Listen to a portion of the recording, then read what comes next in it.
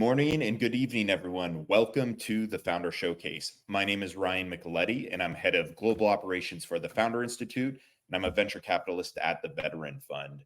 For those of you who don't know, Founder Institute is the largest pre-seed startup accelerator in the world that have helped launch 8,000 startups across 200 cities with a mentor network of 35,000 mentors. We've got an incredible event for you today, and I'm excited to be your host. We had about 600 people register for today's event. It will be recorded, so we're going to send this in a follow-up to everyone who's not here today. But please, we have an international audience. Let us know where you're dialing in from, maybe your name, your location, and if you're a startup founder, feel free to share what you're working on. You'll also see that at the bottom of the screen, you can use the emoji buttons to share the love with the presenters today. So be sure to use those throughout the presentations. For teeing up the event today, Founder Showcase is Silicon Valley's leading international startup pitch event, helping pre-seed and seed stage startups learn, launch, and connect to investors. We run this quarterly, and we also have regional founder showcases and have a great agenda for you today. First, we're going to welcome Jonathan Greechan, the founder and CEO of Founder Institute, as our featured keynote. He'll share his expert insights on idea stage and pre-seed startups, and what to expect in the funding landscape for 2025. After John's keynote, we're going to have 3 companies pitch for you today across a variety of industries and geographies. The pitches will be a quick 3-minute pitch. We've got a great lineup of investors who will be joining to give live feedback and asking questions for the grads. After the pitches are done, I hope everyone sticks around because we're going to do an international networking session where you can meet the founders, investors, mentors, and other people from the audience today. So without further ado, let's go ahead and get started. Let's invite Jonathan up to the stage and we'll kick off the keynote.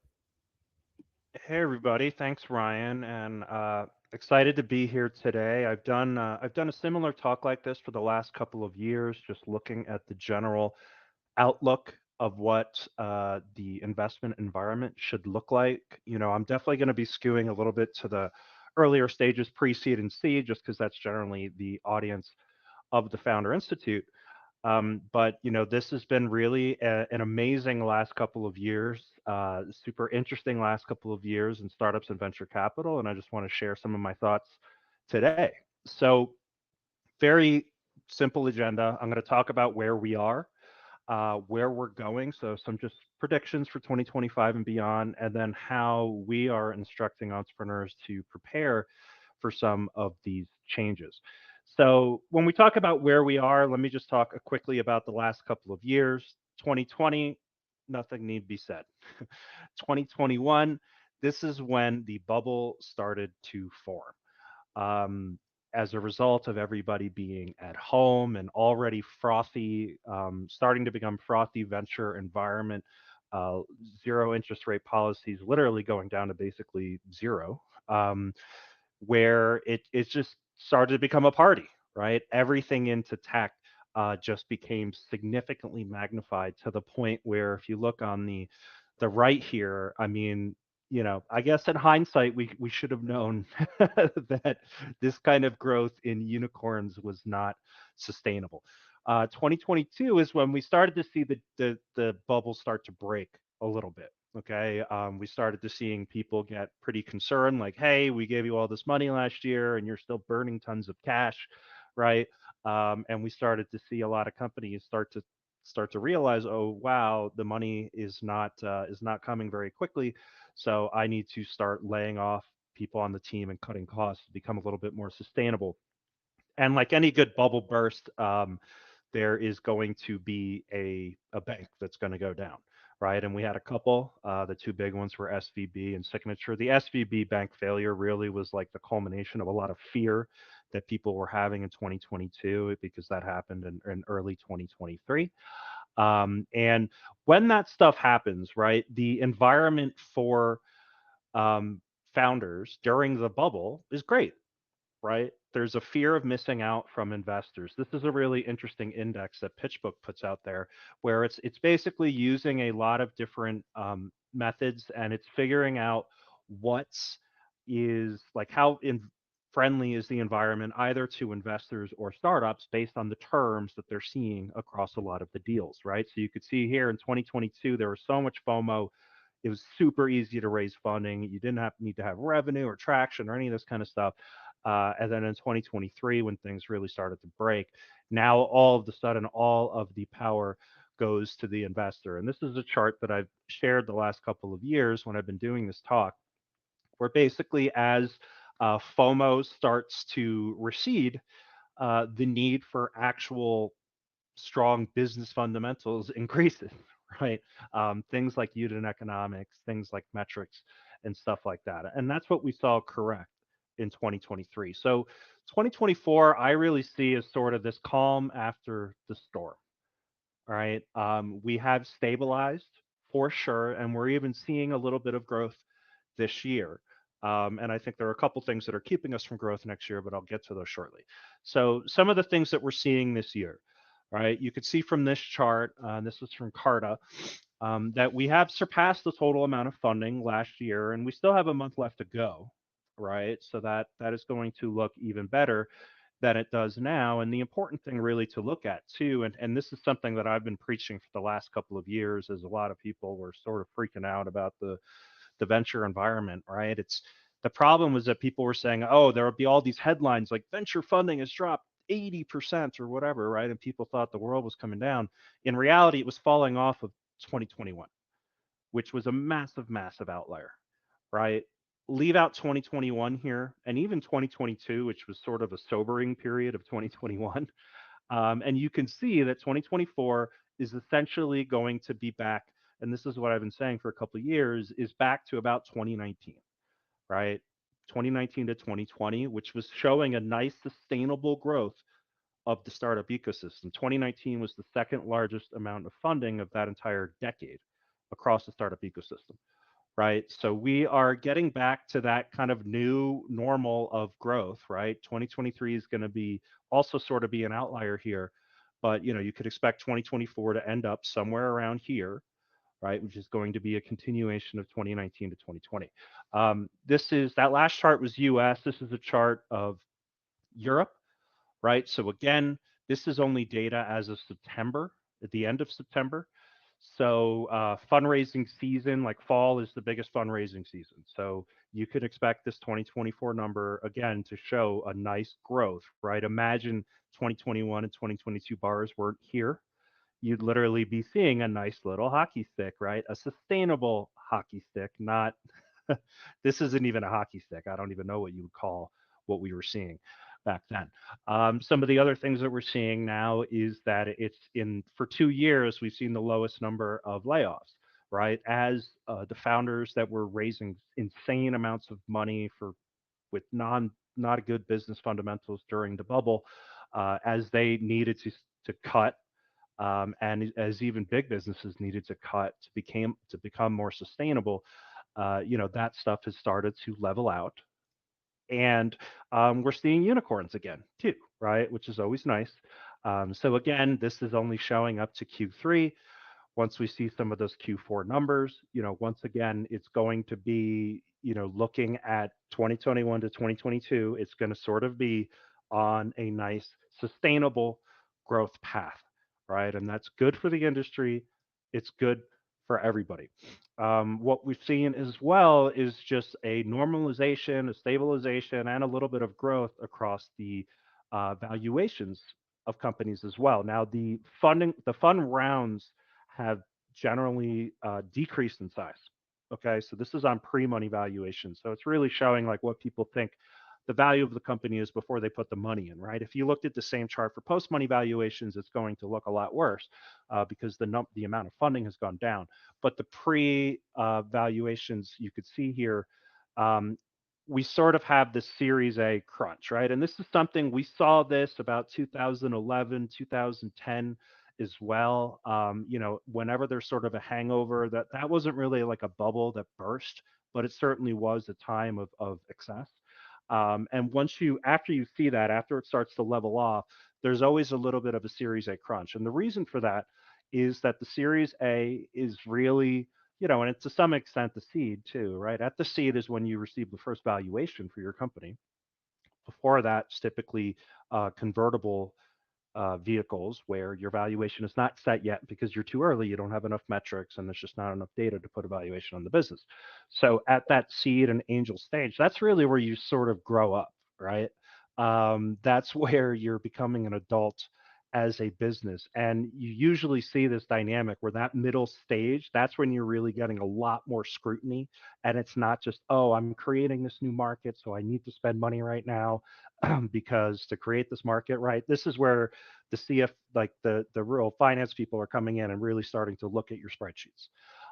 So we have seen, I've been really encouraged by the seed growth this year, right? And the Series A growth was expected.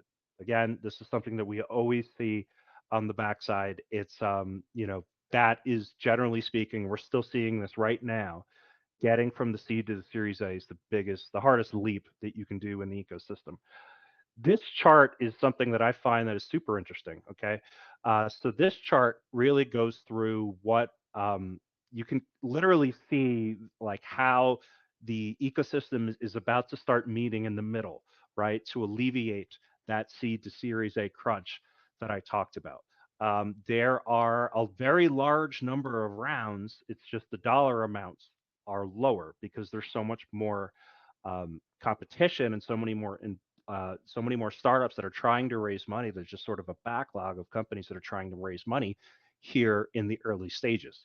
Meanwhile, we're starting to see some alleviation on the later stages, which was sort of the biggest issue last year, right? And those things, again, it usually comes uh, like kind of bottom up and top down, right? So it's going to meet in the middle, and that's why we still have this really large backlog of companies trying to get to that Series A and to make that leap there.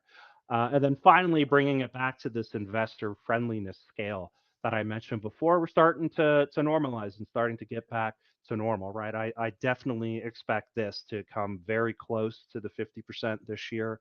I don't think it'll cross it necessarily, but it should be very, very close in 2025. And the other thing that I'd like to say too is that yesterday it was one of the biggest funding rounds of all time. This just came out, which was Databricks. It was a $10 billion funding round. So in summary, the seas have calmed.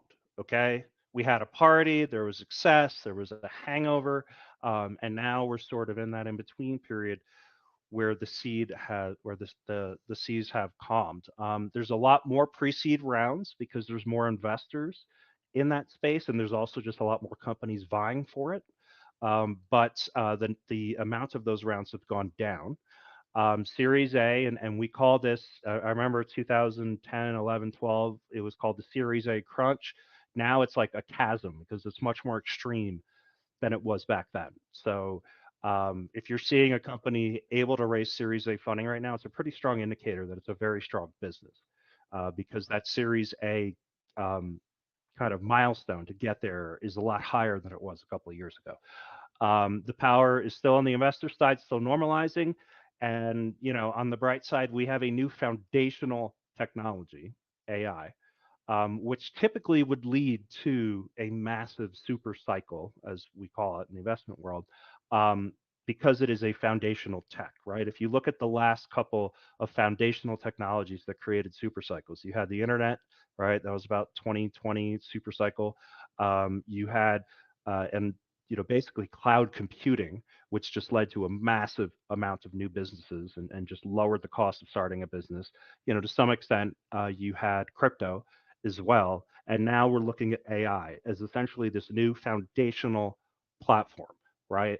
And honestly, a lot of those numbers that I was showing you guys before would have been significantly worse without AI. So the startup gods sort of sprinkled AI, onto the ecosystem these last couple of years and helped us from really not seeing a huge dip that we might have seen without it. There's really just one thing that's missing from the ecosystem, and that's cash money. Okay, and by cash money, this is what I mean. This isn't. Forgive me, it's not one of the best slides that I've created, but a lot of people just kind of think, okay, well, LPs, right, limited partners, they invest money into a venture capital fund, right? VCs are raising money from other people. And then VCs take that money and they invest it into startups, right? Super simple. A VC goes out, they put out a thesis. They almost kind of have their own little startup, right? Or big startup, I should say. They have a thesis. They go raise the people that are managing billions, tens of billions of dollars.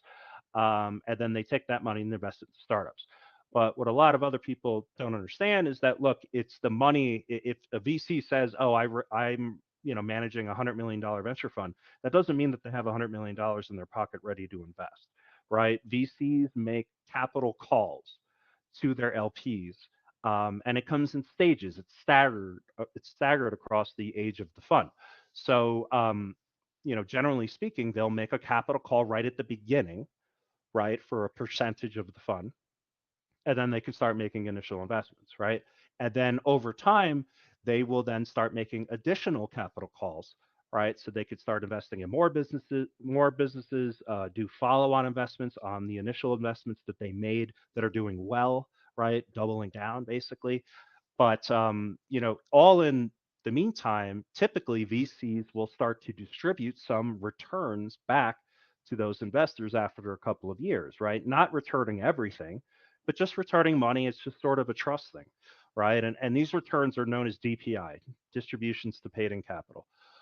So when typically speaking, this is how long, or this is would be the sequence of a VC actually being able to get the full 100 million of a quote unquote 100 million fund that they raise, right? Now, it doesn't mean they're not misrepresenting themselves. The LPs have committed that capital, right? They've said it's in writing, right? As we all know, in writing is only in writing, right? Cash in the bank is different.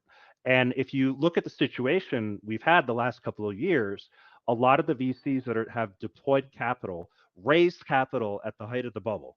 Okay. So they raised insane amounts of capital. They then lavished their startups with rounds that really weren't merited based on the fundamentals of the business that the startups had. And now they're faced in a situation where they're not able to return any DPI to their LPs, right? So if there's zero DPI, the VCs are going to be very reluctant to go to their LPs and say, "Hey, I need to call a next round of capital on the money that you've committed to me," right? Or even worse, they'll make that capital call and it'll lag, right? It'll sort of be ignored, right? And then if the VCs aren't able to raise the full amounts of their fund, guess who suffers, right? The startups that invested or that got investment from them earlier, that now in a very tough funding environment are looking for more investment, right? They're going to their VCs and their VCs are like, I'm also feeling this crunch, right? Um, and then when you see that, if the LPs don't get the DPI, then the LPs are going to be less inclined to put more money into the funds they're already investing in, right? When they get capital calls, but more importantly, also more money into anything else in the venture class, right? Anybody else that's coming to them with an investment in venture capital, they're going to be very reluctant to do so. Basically, it's a waterfall, right? It's a waterfall effect. The people that are managing the billions, tens of billions, it all comes down. There's a lag, right, for sure. And this is why when the bubble started to break, we always knew, and this is something we've been saying for years, that look, it's the part of the ecosystem that's going to be impacted last is the earliest part, right? The earliest stages of funding. It's going to come basically from the latest stage and move its way earlier, right? But the early stage always has a benefit in this case as well because those are smaller rounds. So a lot of people that had money and now they start to get nervous, but they still want to participate, right? They're going to move to the early stage because it requires less capital to get into companies, right? So it's literally been playing out like a book these last couple of years, and just some charts to show you how much this DPI is needed, right? I think this chart on the right really shows it best from PitchBook. This is literally like, the amount of money that they raised versus the amount of money that's going back to their LPs, right? So there's a huge mismatch there right now, and it's holding the ecosystem back. Again, what are the ways that investors will be able to start distributing returns? IPOs is a big one, been basically non-existent these last couple of years. And the other big one is M&A. and we've had not just a great M&A environment just because of the general status of the economy, but also, especially here in the U.S., the Federal Trade Commission has been pretty aggressive and shutting down deals. I mean, this $20 billion deal would have alleviated a lot of pressure on the ecosystem, but it was blocked. So what we've seen is that it's created a massive secondaries market, right? So this is sort of a third way that that investors can cash out and actually get money for the shares that they have, which are worth a lot on paper, but again, paper doesn't pay the bills, right? Actual money does. So the secondaries market has been huge. And honestly, this has been great for founders as well because it's allowed a lot of founders to cash out on their shares because it's one of the biggest issues in the startup ecosystem, honestly, is that when investors are sort of against the founders actually cashing out shares because they say it's like you're not as invested or whatever. But this is like many years in where they've already been taking zero to very small salary, right? So um, a very strong secondaries market is very good for the ecosystem. Okay, 2025. So all of those indicators, 2025 is going to be a very strong growth year. The question is just how much. Okay, I'm just stating the obvious. Basically, the growth is going to directly correlate with how strong the M&A and IPO environment is in 2025. Now, it's not so obvious because 2025, as I showed you that chart before, because there's been such a backlog, and also because 2024 has been a election year in the U.S., which is just traditionally is not a great year for IPOs because people are kind of waiting to see what the next administration is going to look like, right? We have just a massive backlog of really strong companies that are ready to IPO. And we're off to a great start. Just last week, Service Titan was the first one.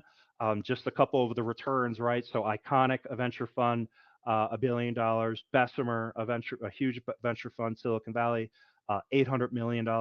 That's 12x their investment. So again, you start to think about that waterfall. That money all starts to come from the top down, starts to alleviate the Series A crunch, and just starts to create a full, healthy funding stack. So for 2025, I do think that because there's so many of them, I think they're going to start really strong, but then they're going to start to normalize. But there have been really encouraging signs, just that the M&A environment should also increase as well.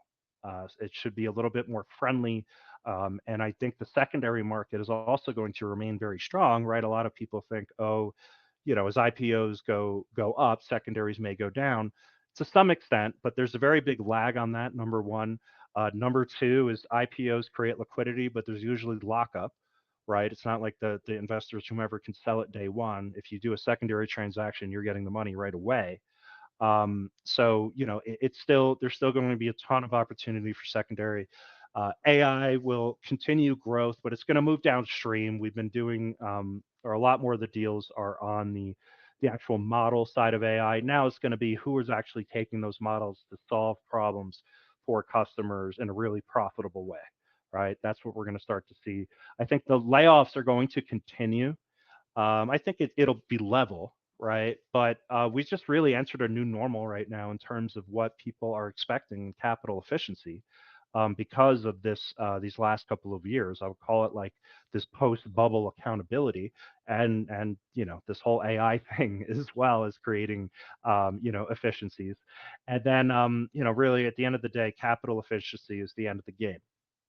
So I'll just be a couple more minutes here, and I'm going to talk about just 4 strategies based on everything that I just said to fundraise in 2025. And the first one is to do more with less. Okay. So I just started talking about this a second ago. Post bubble accountability, investors were getting giving a lot more scrutiny onto companies on how they were spending their money, on how it was actually impacting revenue and getting them to a sustainable place in their business. On top of that, more competition, right? Just so many more startups have been created because every single day, literally, the cost to actually get into the market and start a business continues to fall.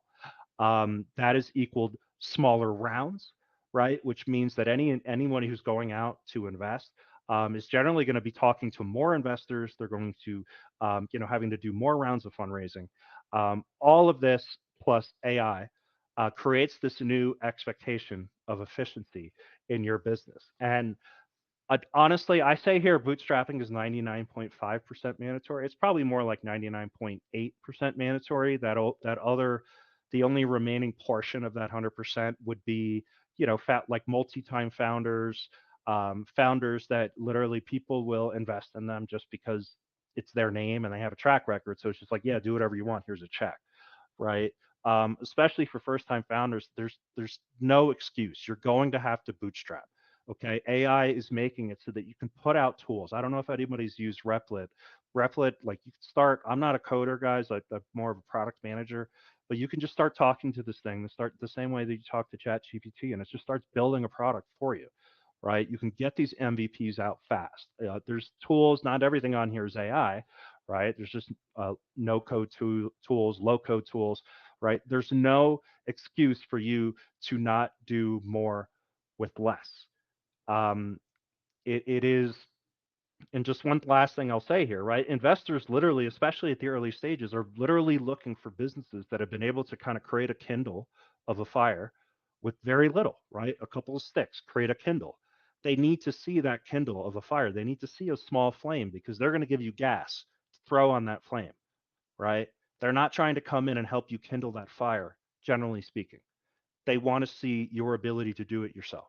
So again, bootstrap. You got to do it. The second thing that I said there was to de-risk your next round. As I had mentioned, as FOMO falls for investors, your need to focus on metrics rises. There's still, especially as I said before, that Series A area is still the biggest choke point in the funding stack. So anybody who's investing in you in a pre-seed or seed stage, they're going to be very concerned about your ability to raise your next round, right? They're just giving you the money right now so that you can get to the next round and continue growing. And ideally, you get to the next round at a markup, right? So when you look at the funding benchmarks, please check these out. We just literally just updated these yesterday, or sorry, on Monday, with the latest details that we're seeing out there in the market. You can go to fi.co/benchmarks. This is, we see dozens of deals. We see so many deals at Founder Institute all around the world.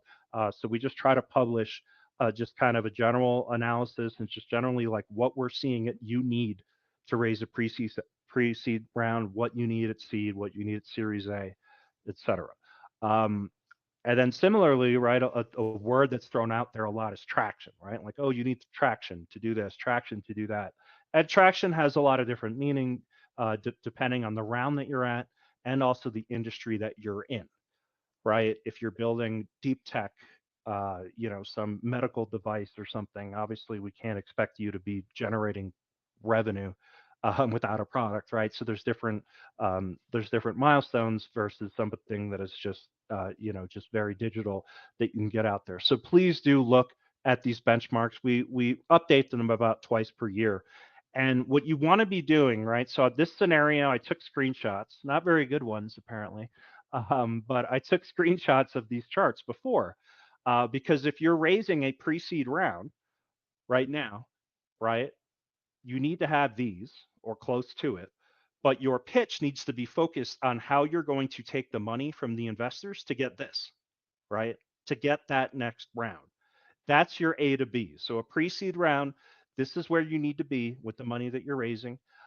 This is the kind of traction that you're going to need, and you need to give them a detailed and realistic plan on how you're going to get there, right?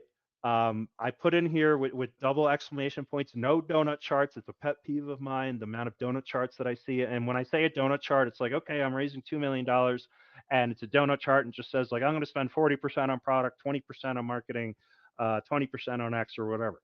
Right. And it's just like that, like, come on, that things like that fly during a bubble. They don't fly in normal times. Okay. Outline how you are going to get from point A to point B for that investor. And honestly, if you go through that exercise, it'll probably change the amount of funding that you raise as well, right? Just raise what you need. What I would say is, plot out that plan to get from point A to point B, as I just said, then add 20%, right? So giving you a little bit of cushion.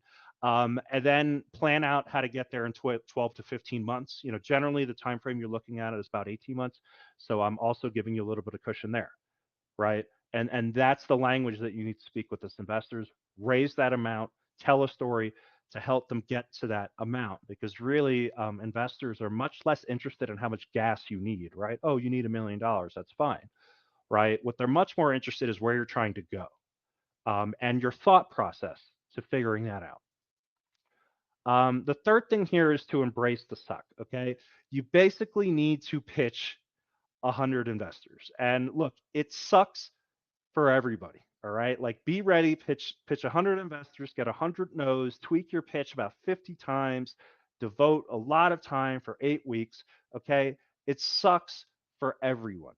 Um, Bezos was on stage at a New York Times event. I believe it was a New York Times event just last week, and he said that raising a seed round was the hardest thing he's ever done in his entire career. Okay, this is one of the richest men in the world, and raising that seed round was one of the hardest things that he ever did. And this trust me, you get the feedback from anybody. It doesn't matter how many rounds of funding they've raised. It sucks. Okay, it literally sucks, and you just have to embrace it. You have to look at going through that, as it's a learning experience as well. All right, the more that you pitch, you have to be learning from the feedback that you're getting. As I mentioned up here, like you need to be tweaking your pitch every single time, right? So literally going through probably like the first 50 no's or something, that's just you figuring out, okay, like what are the right buttons that I need to push? All right, nobody cares about this, they care about this instead. Refining the message, right? It's just that's the work that needs to be done to actually get to the right pitch and to the right narrative. Just think about those first 50 or so pitches as, look, you're going to get a no, just expect a no. Okay. So go into it much more with the discovery um, mindset, right? You're doing the pitch. Chances of this person investing in me is maybe 1 to 5%, right? So I might as well use this experience to get feedback. And so that the next person I pitch, I'm a couple percentage points better, right? And I just keep increasing those percentage points. So honestly, guys, you just have to um, embrace the suck. And then the last thing is to get back to basics. It shocks me how few founders that are going out there into the fundraising marketplace understand the love languages. Any who's married may be familiar with this. The love languages of their partners that they are trying to create a partnership with, right? Your investors, it's a partnership. So you have to understand what drives them. What is their love language, right? Um, you, sorry, going the wrong way. Learn about the love languages of your partner. Okay, so here is just one example. A lot of people don't know, but we have a sister company at Founder Institute called DC Lab or Decile Group, and they basically are Founder Institute for venture funds. Right, they help people that are trying to launch new venture funds do so using a lot of the same methodologies. The Founder Institute used to be a program in Founder Institute. It was so successful, we spun it out. Long story short, they have a ton of resources here, including a really cool AI tool called Decile Base that you can find to just get yourself a 101 on how venture investors think before you start to talk to them. Okay. Again, it's just shocking how many founders I see go out into the marketplace without even a basic understanding of the business of venture and just the way that a venture capitalist or any investor for that matter is going to be analyzing their business and the love language that you need to start speaking with them. The second thing on the basic side is, look, you got to tell great stories. Founder of a startup is the chief storytelling officer. Ideas are worth nothing. Everybody's got ideas. They literally just float into the wind until you can attach a strong story to it to then make that idea stick out from all the rest. You have to tell a great story. And another one of my pet peeves is just people that, no matter what the strengths of the business are, they just find some random template out there on the internet and they build a pitch based off that. And then I start seeing the pitch and it's like, oh, well, their team slides like the last slide or whatever. And it's like, then I learn that the founder, like, literally has built like 2 businesses like this before and has experience at the 4 large companies that he's planning to like sell into. And I'm just like, dude, like, in journalism speak, you're burying the lead. right? So at least will get you to, okay, look, based on the type of business that you're building, this is a general framework you can use to tell a great story. But please don't just find some random template on the internet and just say, oh, well, this will work for my business. Okay. Every business has strengths and weaknesses. You want to emphasize your strengths, minimize your weaknesses, tell a great story. Check out this link here and we'll put it in the chat that will at least just go through some of these first frameworks. And then the last thing here, guys, is that again, as the power goes to investors and they just have so many more companies to choose from, right? And again, we're starting to see that level off, but just generally speaking, that's what we've been seeing. They're going to, I mean, just think about it in your mind. They're just going to start creating a lot more just quick screens, right? Because they're looking at so many companies. So what is an easy quick screen? Is like solo founder, okay, nope, right? Like that's you're going to see a lot of that, and we've been seeing a lot of that. So it's pretty close to a requirement right now, especially for first-time founders, to have a team, to have more than one co-founder. Okay, and again, is it hard? Yes, it is hard, but that's the job, right? If it was easy, everybody would do it. And final word, all of these things that I've been saying, guys, these are good for the industry. Okay. Right now, if you have a strong business, you have a very strong advantage. In bubbles, right, building something investable doesn't necessarily mean building a strong business. It means throwing buzzwords on stuff, being all hyped, being all like sizzle and no steak, so to speak, right? But now we're going into a more healthy environment where now strong businesses do matter, right? And this is good. The expectations are super clear.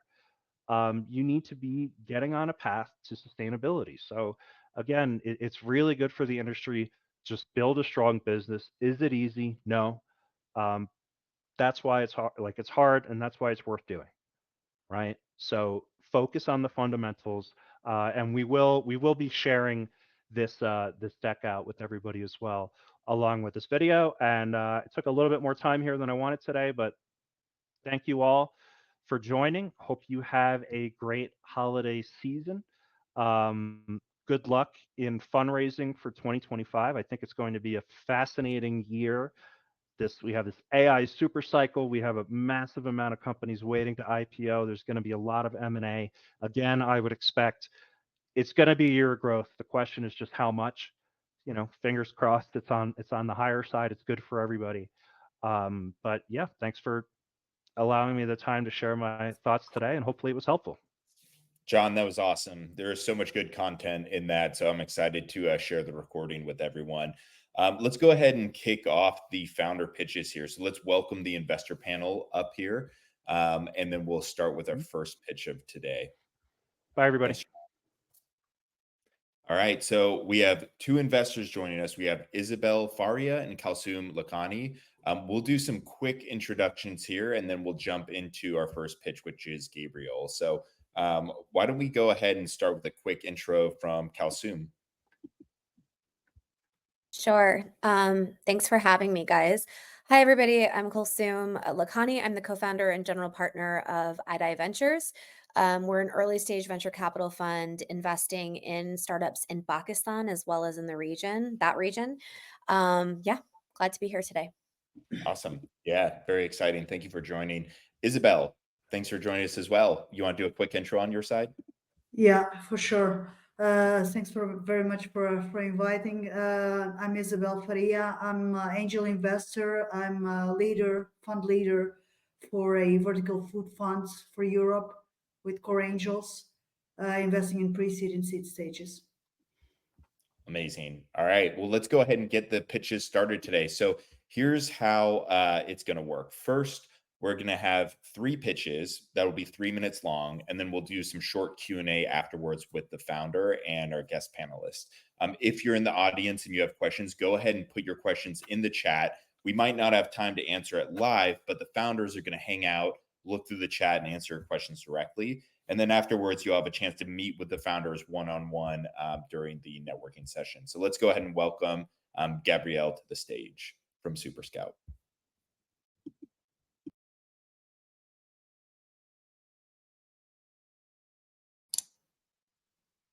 Hello.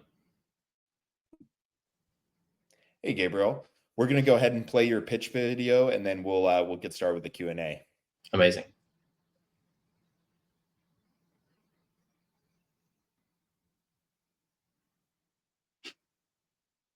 Hi there. I'm Gabriel, co-founder and CEO of SuperScout. We're building a map-based CRM enhanced by AI. Think of the last film or show you watched. Did you notice how many backdrops there were? Every one of those was a location or studio, and was the perfect mix of aesthetics, geography, and logistics, signed off by multiple people from a mountain of options. To find those final options, a location scout or producer had to capture photos and notes across multiple apps on hundreds if not thousands of places. They organize that data manually in Dropbox and then share the best options with their colleagues in a PDF put together by hand and gather feedback across a mess of email and WhatsApp threads.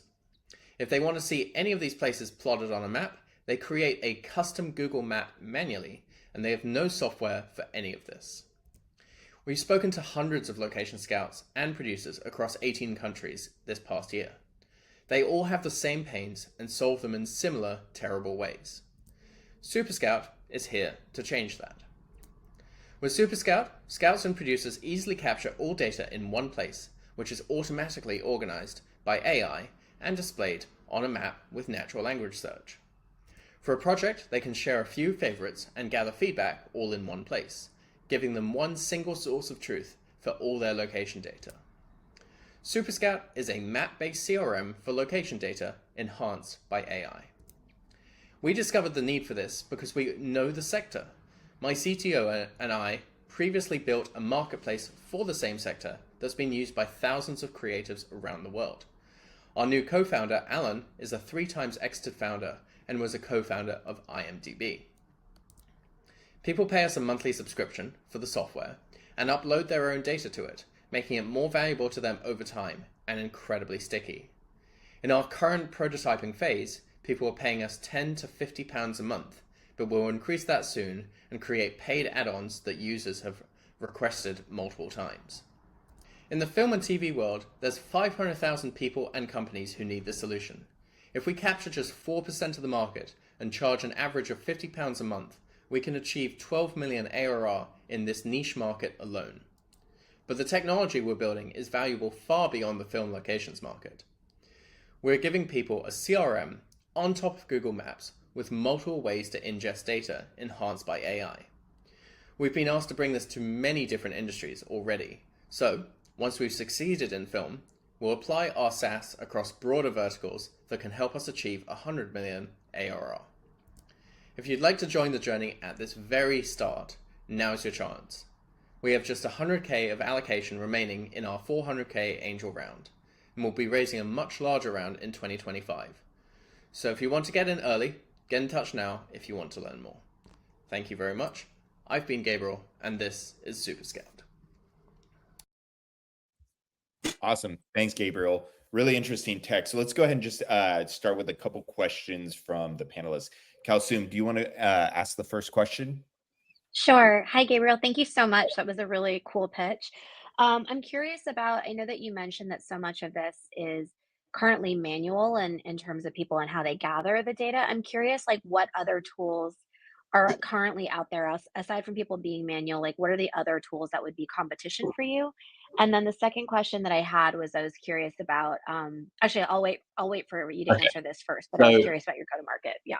the first answer is there's the majority of location scouts, managers, and producers will use Dropbox, Google Drive, a photography portfolio tool called SmugBug, and then they'll use like their iPhone on set to capture photos in Camera app, notes in Notes app, WhatsApp, all that fun stuff, and then they'll manually compile at home.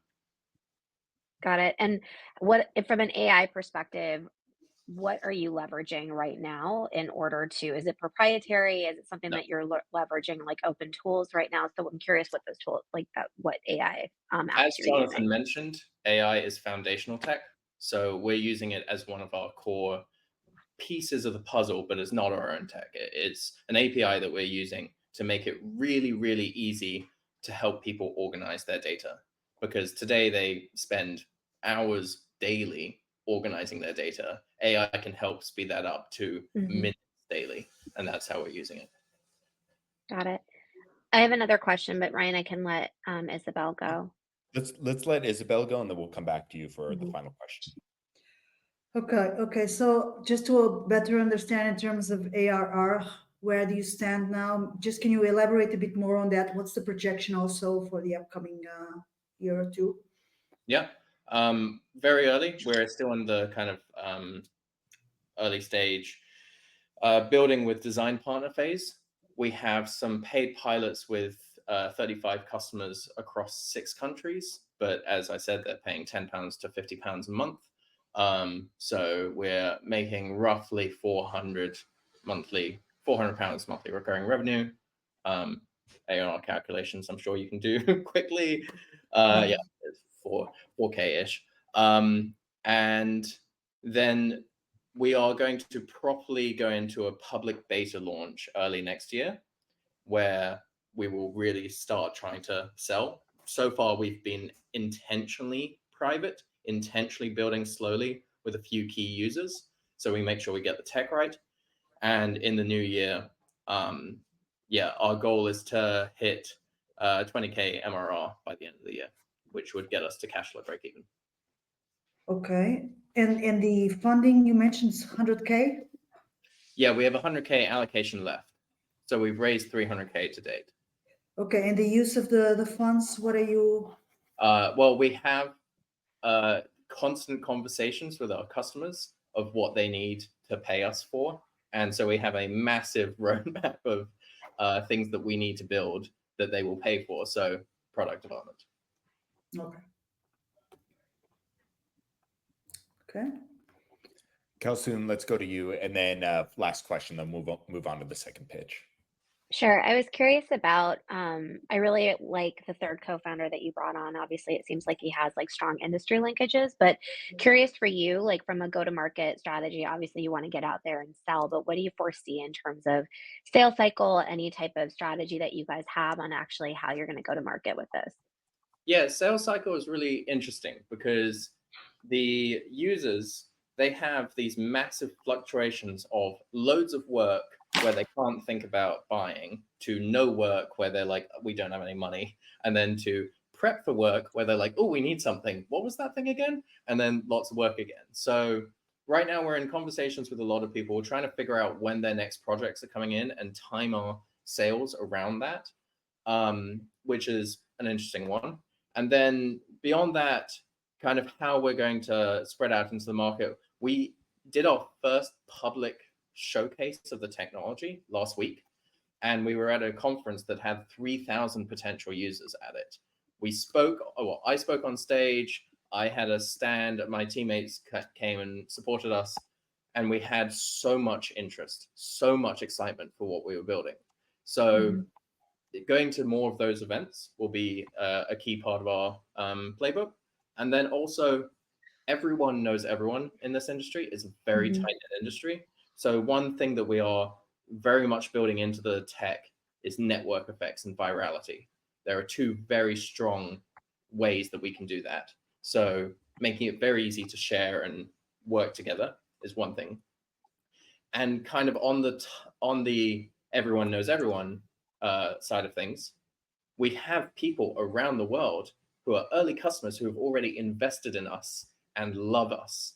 And so we have these hoodies that we're sending to people all around the world, and we're going to get ambassadors in key cities around the world who will help spread our software to like people in LA, Toronto, Atlanta, New York, Boston, London, Berlin, etc. So yeah. Cool. Thank you. All right, Gabriel, thank you for the pitch. I also have an intro I'll send to you momentarily. So really Amazing. Great to learn more about what you're doing. Yep. Awesome. Cheers. Okay, let's go ahead and welcome our second pitch of the day, Remotify. We'll go ahead and get the video played, and we'll bring Mariah up to the stage.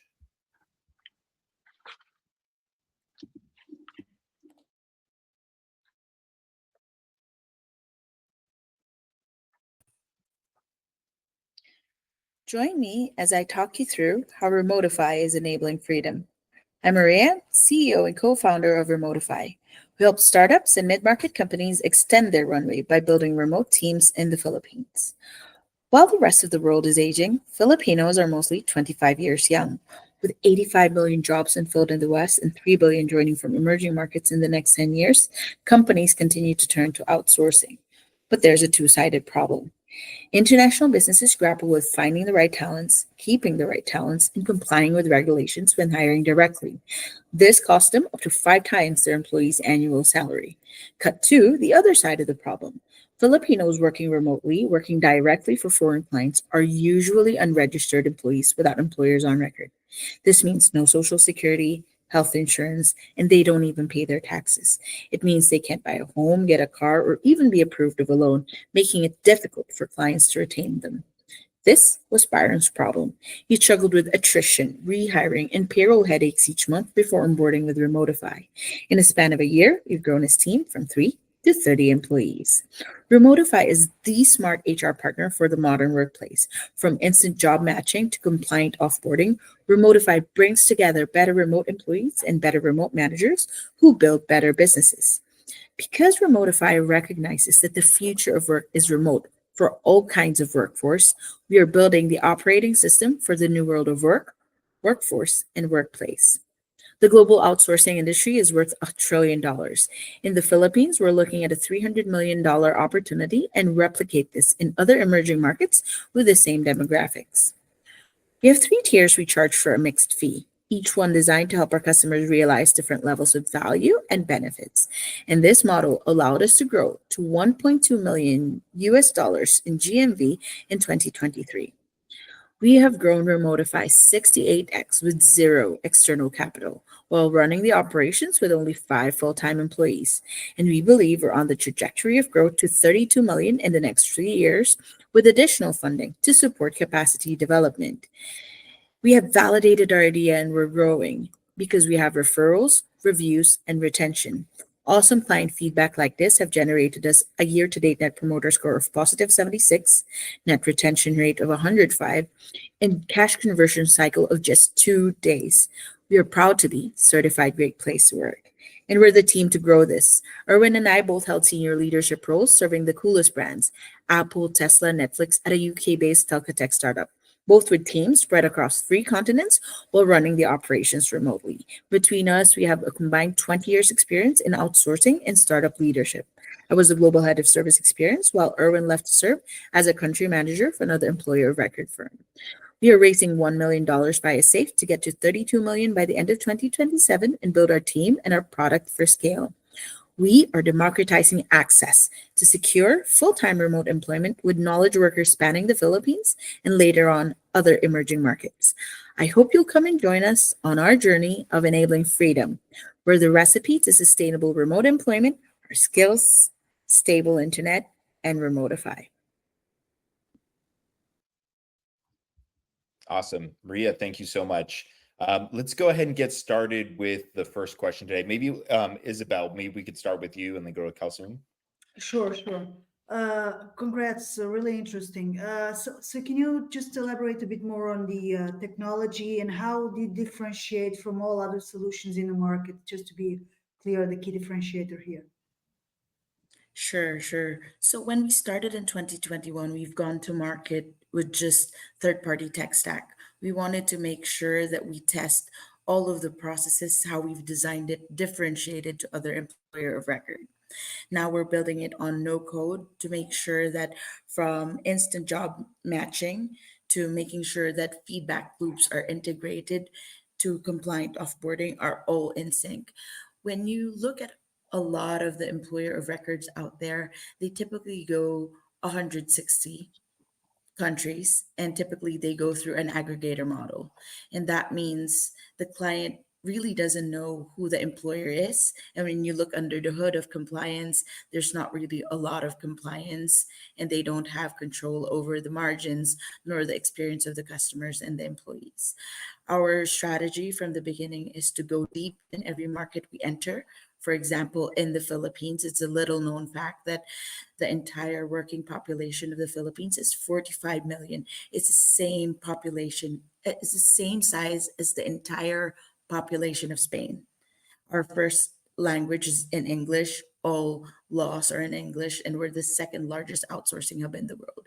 So going deep in a market like this, and then going into Nigeria, Kenya, Bangladesh later on, and making sure that we're very targeted. Plus, we are building the technology based on what we are learning from both the employees and the clients. We've designed it in such a way that we create a much longer lifetime value for both the clients and employees, that now we've had clients that have been with us 3 years with the same employees for the past 3 years. And even without seeing our employees face to face, because they're spanning the 7,000 islands of the Philippines, where we score the highest is community, intimacy, corporate image, hospitality, and justice when we put ourselves through a great place to work.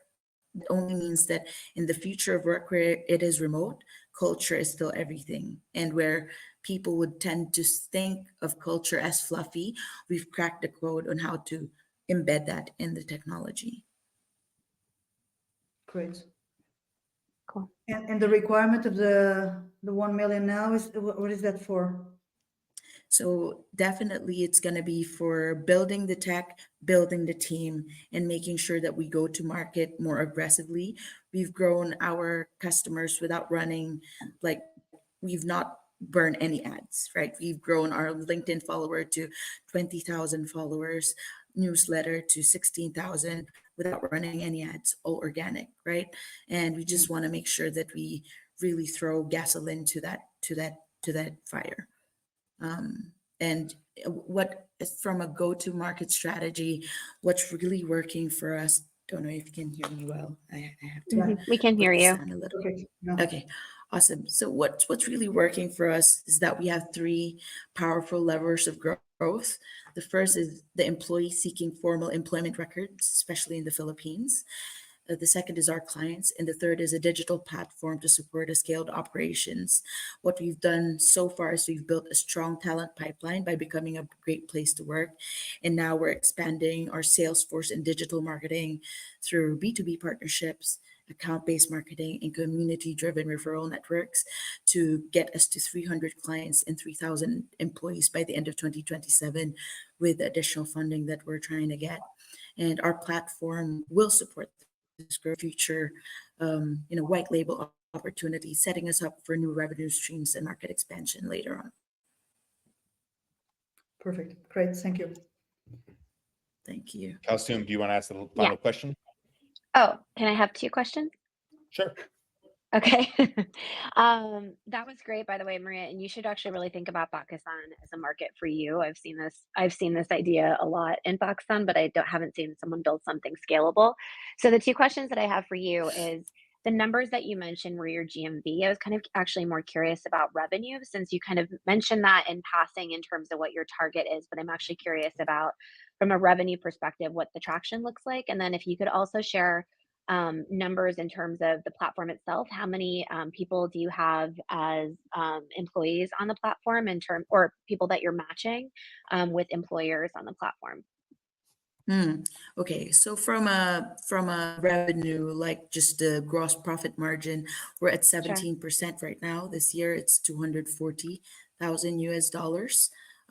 We're gonna close at $1.4 million US GMV, including the pass-through salaries.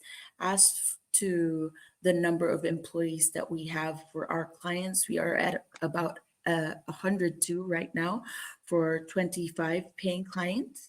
Some of them are still manually served. Some of them already trying out the parts of the platform that we've built. We're building very intentionally and very slowly, also because we'd have to wait for revenues to be able to fund the build. But because the processes, like from the very beginning, even when we went to market with third-party tech stack, they've never felt that, because we've designed the experience in such a way that it's already right fronted as though we have everything in place, because the IP there is really the design of the process.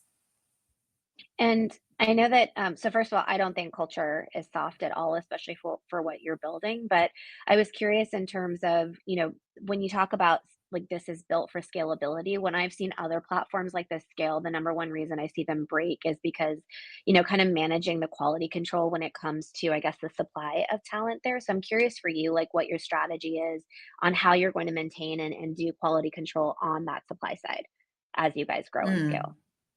Sure. So there are two sides of the platform that we're building. One is the core Remotify platform where we manage the onboarding to making sure that from the start, the KPIs are in place so that we can generate the feedback loops. So in the event that they would have to manage out, it's all compliant.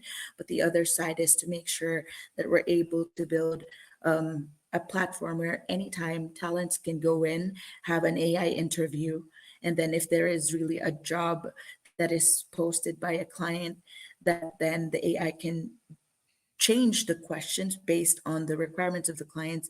And it's sort of like a Tinder like matching of the 5 specs of the top candidates.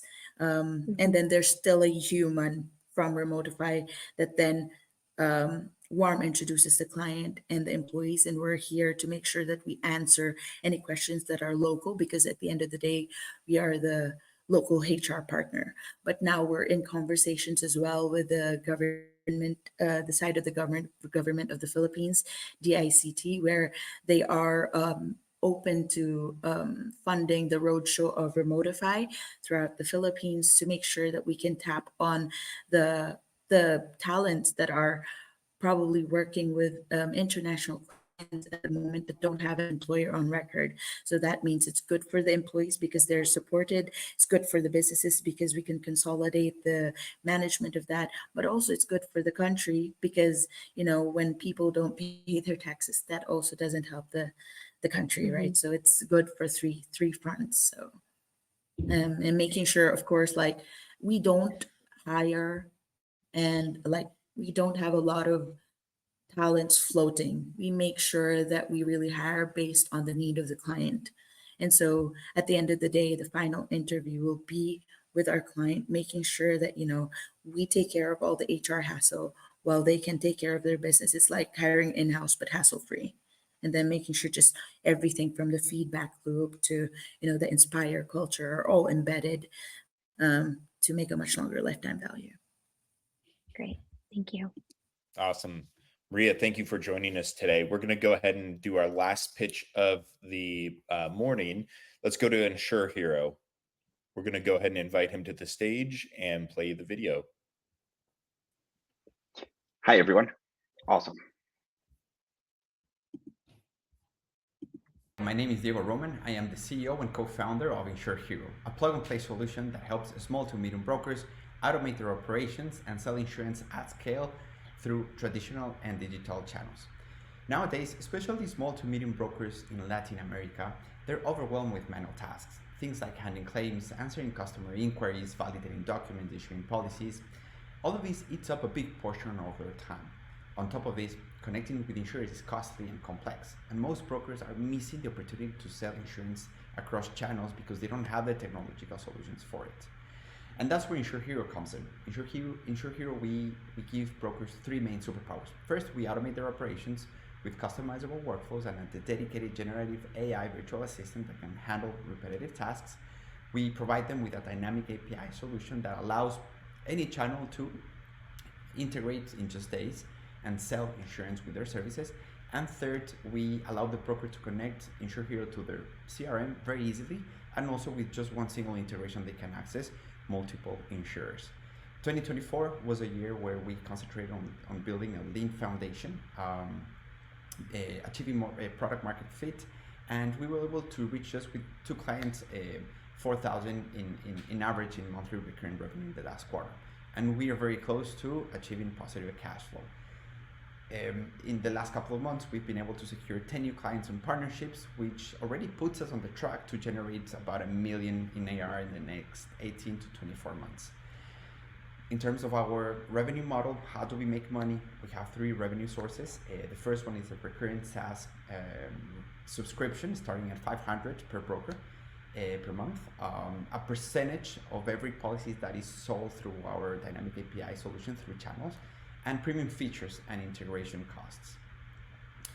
The founding team has built companies before. We have expertise in insurance, in AI, and in scalable DevOps architecture. So we're the right team for InsureHero. With just 1% of the market share of the US and Latin America, we could reach 100 million in ARR. So there is a big opportunity for InsureHero in the next couple of years. In terms of our seed round, we're looking for 1 million to be able to reach 10 million in ARR in the next couple of years. These are the milestones, and we are here to make brokers save time, scale faster, grow their business without any heavy tech investments. Thank you for your time. I'm happy to answer any questions. All right, Diego, thanks so much. Who'd like to ask the first question? Kalsum, let you go first if you prefer. Sure. Diego, thank you so much for that. I'm curious because InsurTech can be a little bit of a crowded market. So first question is, you mentioned LATAM when in your introduction, you also mentioned it later, LATAM in the US is like where you're looking to go. Is there a particular country that you guys are starting with first where you've built initial traction? And then I would love to understand a little bit more about that competitive landscape. Like who do you see kind of, who do you see yourself going up against right now? Super. Thanks for that question. So initially, we're concentrating in Ecuador and Mexico as the first countries. Okay. And then definitely, I mean, the US is in the roadmap, but not just yet, maybe in the next 3 years and so forth. But LATAM is definitely our main focus. Sure. That's the answer for the first question. And yeah. yeah, for the next, in terms of competition, so in the US, there's a lot of competition, and maybe in Asia, Europe, etc. But in Latin America, there's not many big players yet. Especially, for example, in Ecuador is a small country, so big players like don't even look at Ecuador. Ecuador is, we have a population about 19 million people. We have we use the US dollar, so it's a great country as well to do pilots. So I'm from there, so that's why I chose that country to be one of the first. So once we dominate that market, then we will go to Mexico, which we already have a company over there and a few clients. For example, one of the partnerships that we just closed is with the biggest CRM that in Mexico, which will give us access to over 1,000 brokers.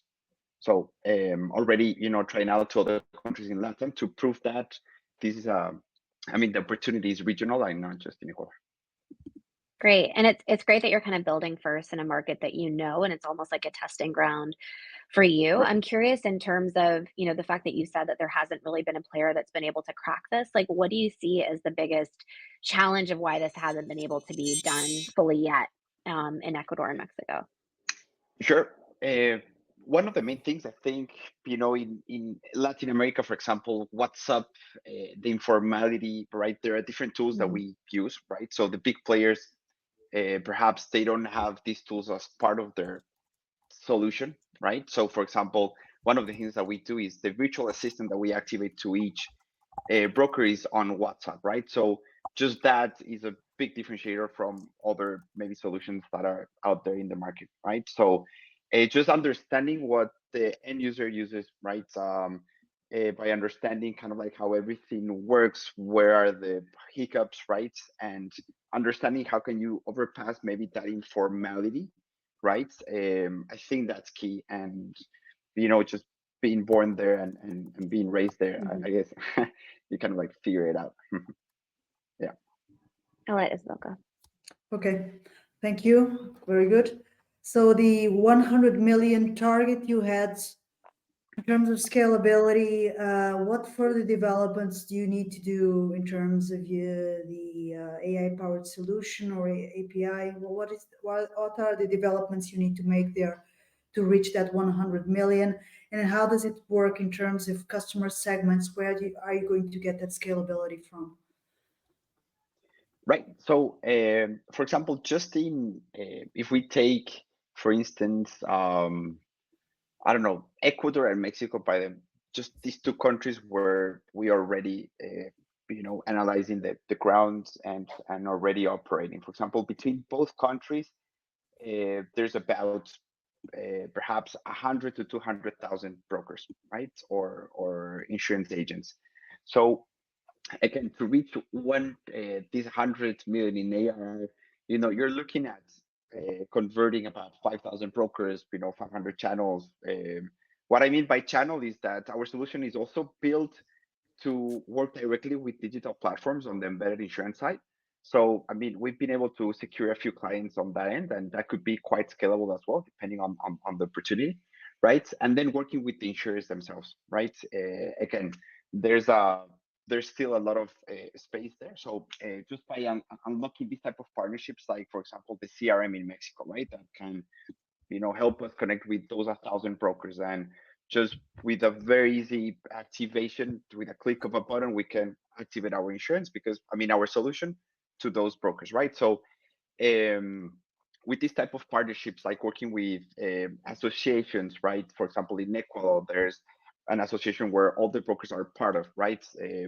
Definitely getting involved, and with this type of, and for example, educating. We did at the end of last month, like an AI type of educational course for free to these brokers, right? So just educating people, right? Because AI is such a hype, as everyone's saying, but at the end, to translate that and seeing how can help you, right? And put that to work. I think there's a big gap yet, right? Especially in Latam, right? I mean, everybody's talking about it, but nobody really knows about it, right? So definitely there's an opportunity there, right? So yeah, I hope I was able to answer your question. Yeah, and in terms of the team, what do you need to add to the team forward to reach that objective?